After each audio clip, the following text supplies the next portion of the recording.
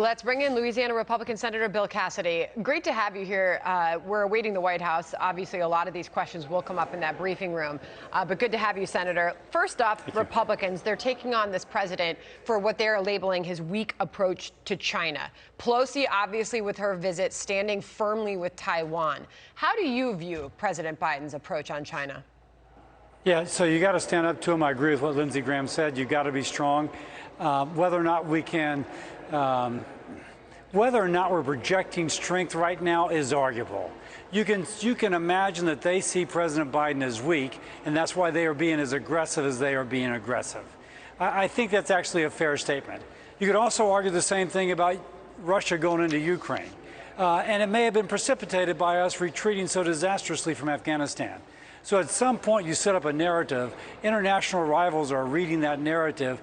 We need to change that narrative. The former Secretary of State Mike Pompeo was on Fox earlier today, and he had this to say about the administration's approach. Listen. This administration just seems on its back foot. It seems defensive. It seems fearful. We're the most powerful nation in the world. We ought to act like that. What do you think about the last part of that? We ought to act like we are the most powerful nation in the world. Well, the time to act that way is not when the other is provoking you. It is to act that way before they provoke you because they have second thoughts about provoking you. So I agree with what he's saying. Now we have to implement what is our new strategy.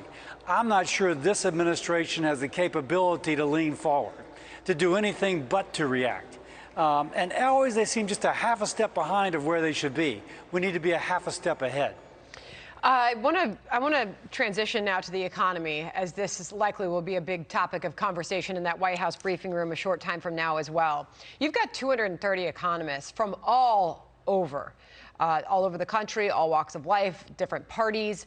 They are writing to this White House and warning that this massive spending plan to bring down inflation might not even bring it down, could make it worse. They're saying, quote, it would create immediate inflationary pressures by boosting demand, while the supply-side tax hikes would constrain supply by discouraging investment and draining the private sector of much-needed resources.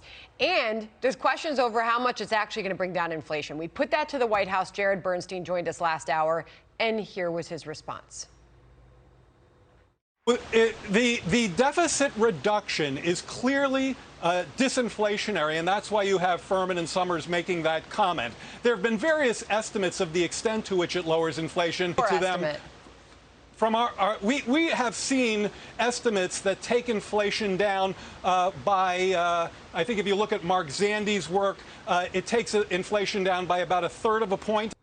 That's a lot of spending to bring down inflation at 9.1%. By 1/3 of a point? Yeah, I agree with that, by the way. That's $300 billion, which is probably arguable, maybe $100 billion over 10 years. To put that in perspective, I think there's $90 billion a month that the Federal Reserve is allowing to roll off their balance sheet. So it's truly a small fraction. But just take their argument for what it's worth. It's going to be 1/3 of a point. Yeah, my folks back home who can't afford their electricity, their gasoline, who can't afford their groceries, it's down from 9.7 to 9.4. That's a big help. No, they don't notice. As one of them says, President Biden should live where real people live. Interesting that this bill includes tax increases on imported oil. If that's the case, why is the White House not admonishing domestic oil producers to get busy and get out there and pump more oil out of American soil? Well, one thing we can say about that tax on oil is it's going to roll right through to the pump. The president, way back when, saying in the Rose Garden, he's going to do everything possible to lower the price at the pump. Not true. In fact, among the things he's doing is increasing the tax on that barrel of oil, which you'll pay whenever you fill up. This is a lot of misleading statements that are going to hurt the American people in their pocketbooks. Senator, appreciate you joining us on all things China and the economy, two big topics that are likely to come up at the White House shortly. Senator Cassidy, thank you very much, sir. I'm Steve Doocy. I'm Brian Kilmeade. And I'm Ainsley Earhart. And click here to subscribe to the Fox News YouTube page to catch our hottest interviews and most compelling analysis.